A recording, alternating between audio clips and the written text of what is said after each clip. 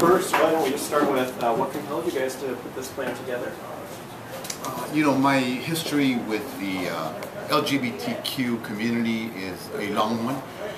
Going back to the mid-80s, actually, where I had the opportunity to get to know people in the community in a more holistic way, developed new friendships and relationships, and really heightened my awareness about the community and its existence throughout Chicagoland, including in the district that I represented.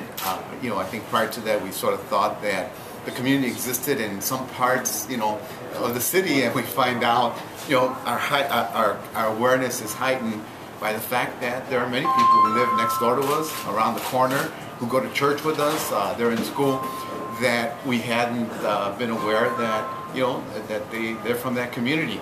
So it was, it's been a great learning and growing opportunity, establishing relationships, getting to know the community and its needs and aspirations. I was, of course, very happy to be one of the supporters of Chicago's first human rights ordinance that was enacted in 1988 after heated debate, after controversy, after threats of all sorts being made. And I'm happy to say that I did the right thing then, and that my position on issues pertaining to that community has been quite consistent, and I'm very pleased with it. Who did you reach out to in order to put the plan together? What was the process, and perhaps speak about any organizations, people that you may have consulted? Well, we have lots of friends in the LGBTQ community. They include individuals who are friends.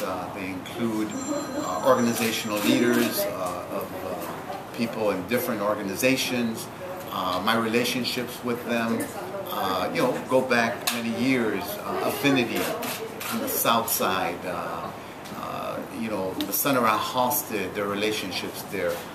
Personal friends of mine that are members of that community over a long time, lesbians, gays, you know, just folks in different settings, young people who have gotten organized in the immigrants' rights movement, young people in the performing arts community in Chicago, people from different walks of life, LGBT folks from faith communities, just a real cross-section of the community that I think have helped us understand the community and embrace it. Can you talk, Tanya, maybe a little bit about how you were involved in creation with the plan with the candidate? Sure. So I've been helping out connect the campaign to the LGBT community as someone who has been a part of it before. We've specifically reached out to Ed Mullen, who's been helping out with policy. Bill Greaves is also on board, both as an endorser and as someone who's been helping us figure out what best way to go forward. Anthony Martinez, John D'Amelio, Rick Garcia. Those are all folks who have a long history with organizing and supporting Commissioner Garcia. And then I think the other part is just, you know, we're not just reaching out to people who are working within the LGBT sector, like Commissioner said. We're also reaching out to people who are involved in the immigrant rights movement, who are part of the LGBT community, who know well those issues, and so that's been part of the process. People from Project Vita, people from other organizations that provide health and support services, who have done education on safe sex practices, on and on. Perhaps you could speak a little bit more specifically about some of the issues raised in the plan about youth. Yeah, you know, one of the issues that has surfaced to the top in the last year, I would say, in terms of my awareness, is the treatment of the transgender community by the police department in different settings, in different public accommodations, and it's come to my attention that we need to raise awareness in this area. I've spoken with police officers, for example, about the variance in practices in police stations and how they handle this community.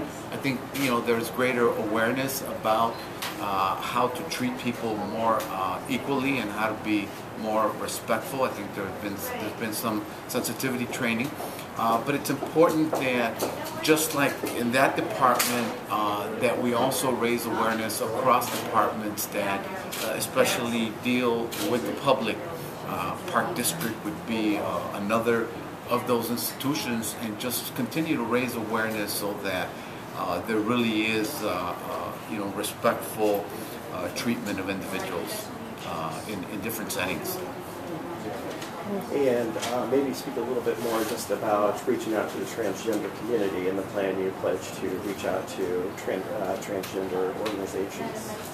Yeah, we want to be more affirmative about being in touch with members of that community and their organization, because that's how you get in tune, learn about their reality and their everyday experiences. We've learned, for example, that there have been circumstances where the transgender community is sometimes mistaken for being involved in prostitution because probably they're being looked at superficially.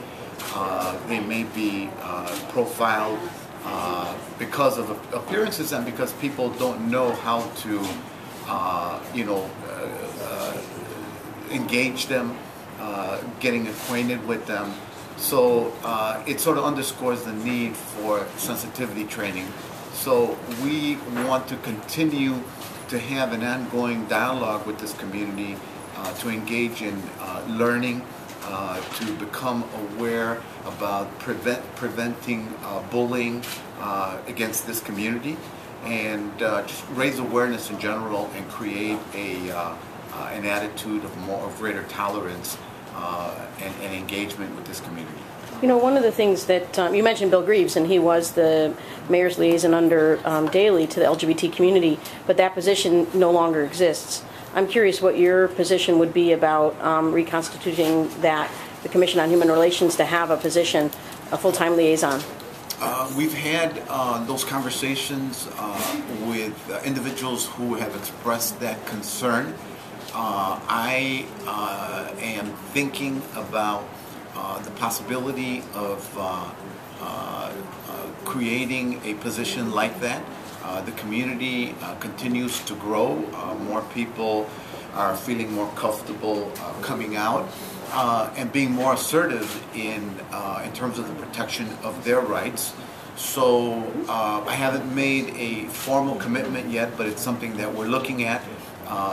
The different councils, ethnic councils that existed have also brought their concerns to me. So we're trying to wrap our heads around the cost of that commitment. We certainly want to be embracing and empathetic about keeping them close and having an open door policy so that their concerns can consistently be channeled to us, and we're in tune with realities that they're living. Do you know for how certain you are that it will be done? I mean, the plan says that you will reinstate that position. Do you think that it's a good probability?